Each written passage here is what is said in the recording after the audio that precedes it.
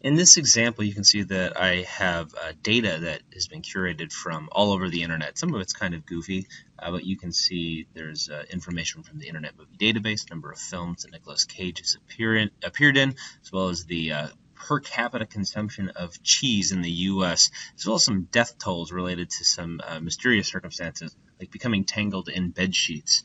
All of this data has been curated from open data sets online, and what we want to do is we want to find the correlation between these unrelated data sets to see if we can find correlations, so we can find patterns. This does not necessarily imply causation, but it is interesting nonetheless. So what I'm going to do is I'm going to copy A1 through K3 because I want to compare the per capita consumption of cheese in the U.S., the number of people who have died becoming tangled in their bedsheets from the years 2000 to 2009.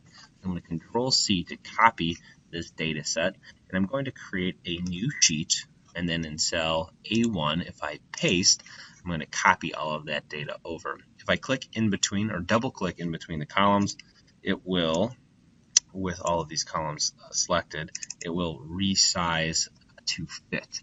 So now I can see this data a little bit more neatly. I'm also going to add a right border to separate this data set from what I want to do over here. I could also pull over this bar right here, and you can see that my scroll bar changes right here. So as I move this over, my columns change here, but these remain. It's kind of a way to organize the data on the screen. So what I want to do is find the correlation between these two sets of data. So what I'm going to do is in cell L2 right here, I'm going to write in bold letters, correlation.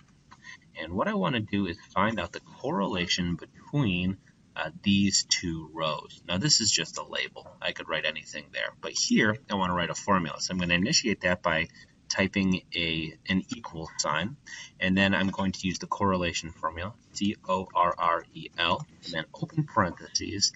My first cell range is going to be B2 to K2, and I want to identify the correlation between that and B3 and K3, like so. We can see there's a high correlation between the two. One would be a perfect correlation, but about 95% correlate between these two data sets. Now to see what that looks like, what we can do is we can highlight these two rows right here from A2 to K2 to, and A2 to K3, and we can insert a chart.